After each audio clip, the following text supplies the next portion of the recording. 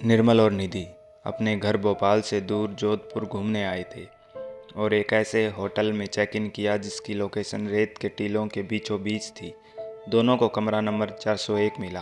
कमरे में पहुंचकर निर्मल सामान रखकर सीधा बाथरूम में गया। पानी का नल चालू किया और दोनों हाथों में पानी लेकर अपने चेहरे पर मारने लगा। अपना चेहरा धोकर उसने नल के ऊपर ठीक उसके सामने लगे मिरर पर देखा तो उस पर लिखा था, दरवाज़ा मत खोलना। तभी डोरबेल बजी। टॉवल से चेहरा पहुँचते पहुँचते निर्मल बाथरूम से बाहर निकला तो उसने देखा निधि ने दरवाज़ा खोल दिया था और एक रूम सर्विस वाला अंदर आकर टेबल पर खाना रख रहा था। खाना रखकर वो चला गया।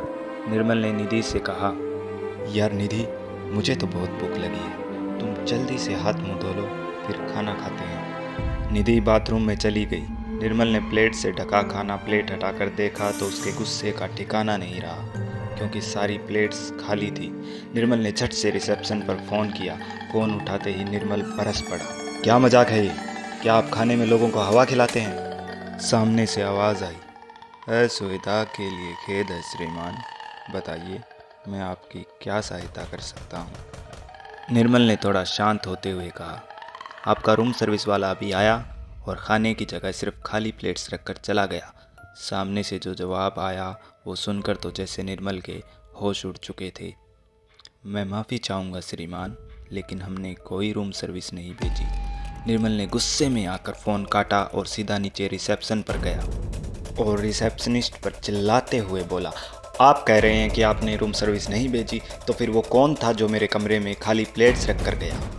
सर, मैंने कब कहा कि मैंने खाना नहीं भिजवाया? निर्मल बिना कुछ बोले रिसेप्शनिस्ट का हाथ पकड़कर सीधा तीसरे माले पर अपने कमरा नंबर 401 में लेकर गया।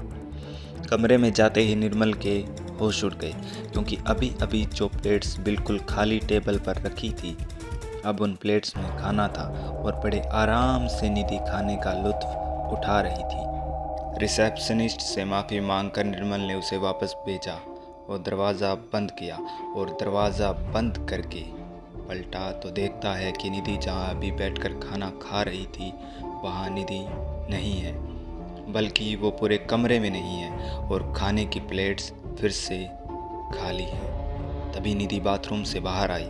निर्मल ने निधि से कहा, चलो निधि, हम यहाँ से चलते हैं, हम किसी और होटल में चेक इन कर लेंगे।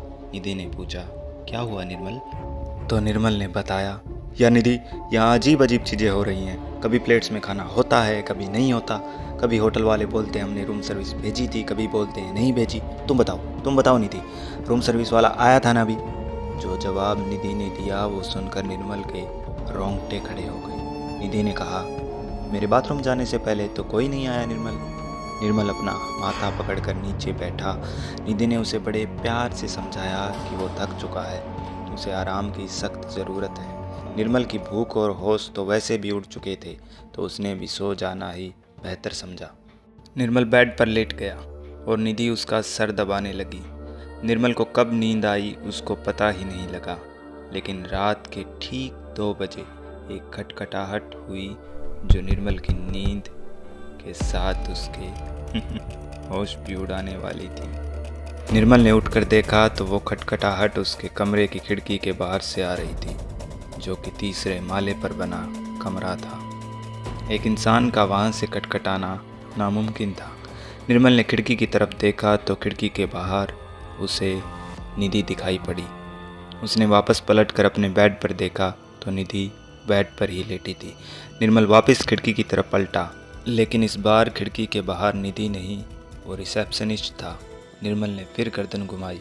इस बार उसके साथ बेड पर भी वो रिसेप्शनिस्ट ही था। निर्मल चिल्लाता हुआ उठा।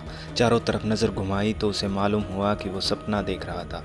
उसके चीखने की आवाज़ सुनकर निधि की भी नींद टूट चुकी थी।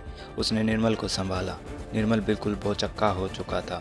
उसने कहा कि उसे इसी वक्त यहाँ से जाना है। उसने निधि को जब बताया कि उसने खिड़की पर होटल रिसेप्शनिस्ट को देखा तो निधि गुस्से से निर्मल का हाथ पकड़कर उसे सीधा नीचे होटल रिसेप्शन पर लेकर गई। लेकिन जब रिसेप्शन पर उसे कोई नहीं दिखा तो निर्मल पागल हो गया। निधि, मैंने तुमसे बोला था ना वो यहाँ पर नहीं है, चलो अब चलते हैं यहाँ से। निर्मल होटल के मेन गेट की तरफ चला, लेकिन शटर बंद था।